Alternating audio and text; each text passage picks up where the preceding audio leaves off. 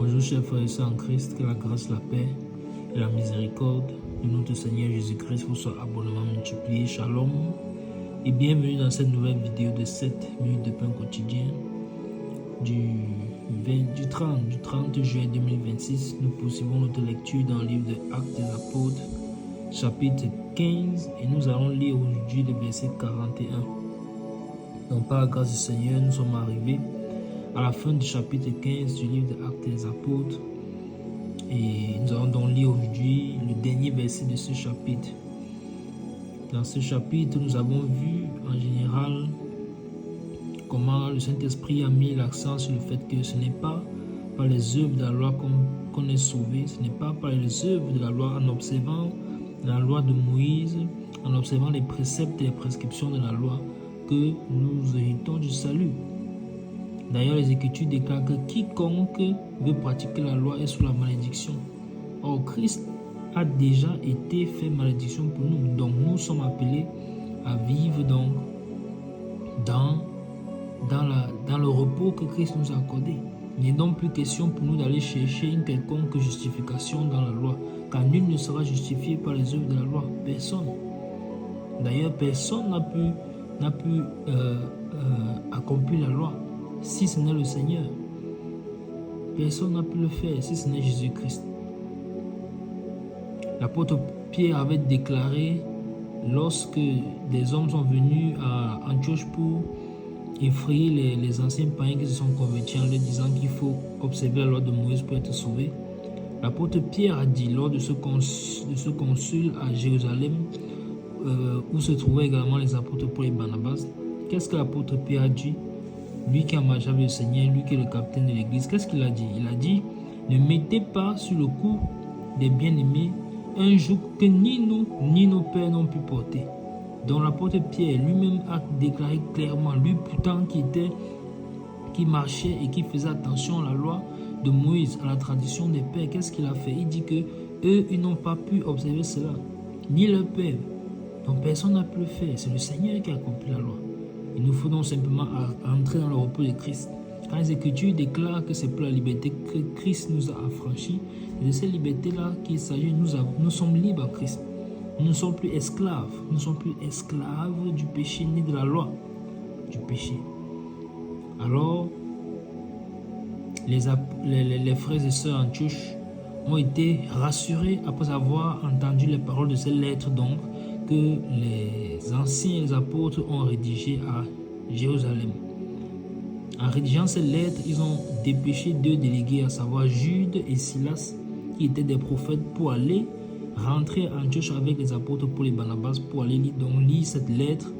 Et les frères et sœurs ont été encouragés et fortifiés en écoutant ces paroles, en sachant que le salut s'obtient uniquement par la foi. C'est par grâce que vous êtes sauvés au moyen de la foi. Là, les apôtres donc, en tant qu'autorité apostolique, ont rétabli la vérité. Et le Saint-Esprit d'ailleurs avait confirmé cela. Nous avons également vu cela.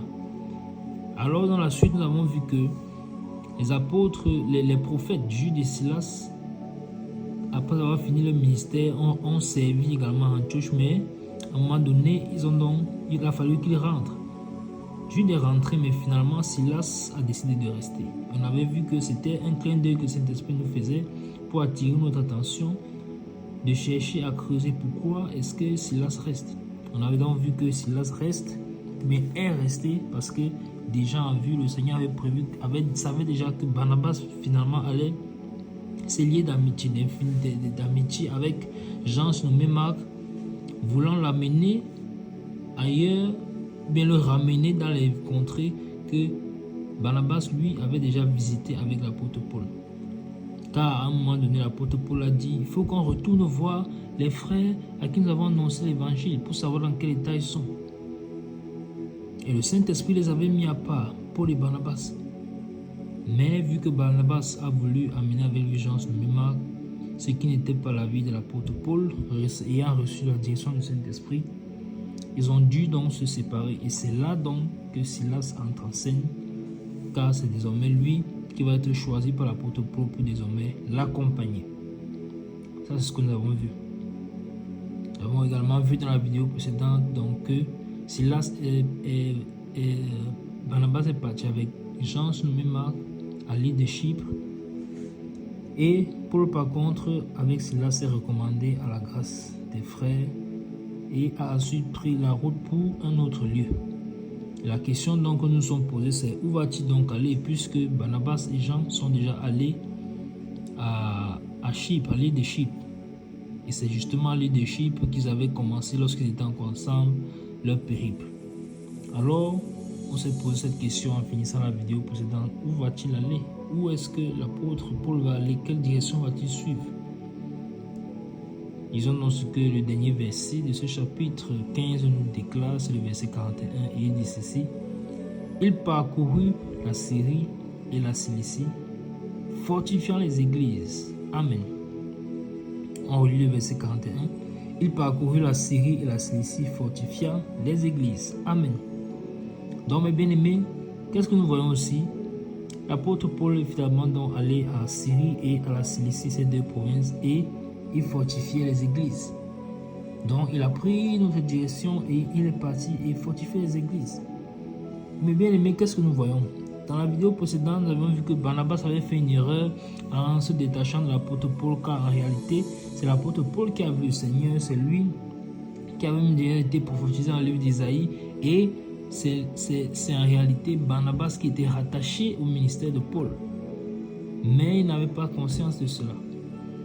Alors nous constatons quoi ici au verset 41? On dit il parcourait, parlant de Paul, pourtant il accompagnait de Silas. Mais vous voyez, on parle de il au singulier, c'est-à-dire de l'apôtre Paul.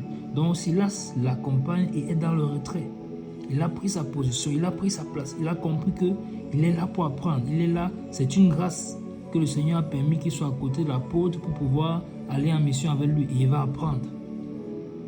Quelle est la différence avec Barnabas? Barnabas n'a pas su reconnaître cela. Et qu'est-ce qu'il s'est passé?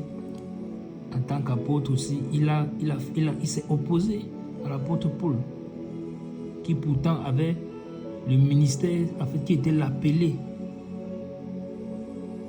Et Barnabas, lui, avait la grâce d'être joint à lui. Voici donc Silas qui a compris cela et qui est dans cette posture, qui pourtant est prophète, mais qui va se positionner à côté de l'apôtre et l'accompagner tout simplement. Regardez comment on dit il. Donc ça nous montre la position d'humilité de l'apôtre, du prophète Silas. Et on a même déjà vu que le seul fait qu'il s'en va comme ça avec l'apôtre Paul, alors forcément son ministère va prendre une autre tournure. Alors le verset dit il au singulier parcourut la Syrie parlant de Paul. Mais Silas est là. Silas a donc compris la grâce qui se trouve dans la vie de l'apôtre et il a pris sa position. On a vu également cela dans la vidéo précédente, sachant reconnaître la grâce et apprenons. Merveilleux verset une fois de plus qui nous permet de conclure ce chapitre 15.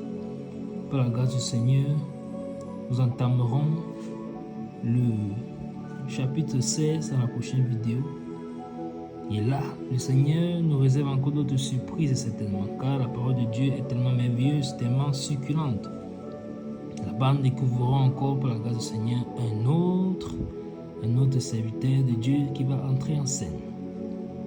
Pour l'instant, nous arrêtons là pour aujourd'hui. C'était tout pour les 7 minutes de pain quotidien ce jour. Que la grâce, la paix et la miséricorde de notre Seigneur Jésus-Christ vous soient abondamment multipliées. Shalom.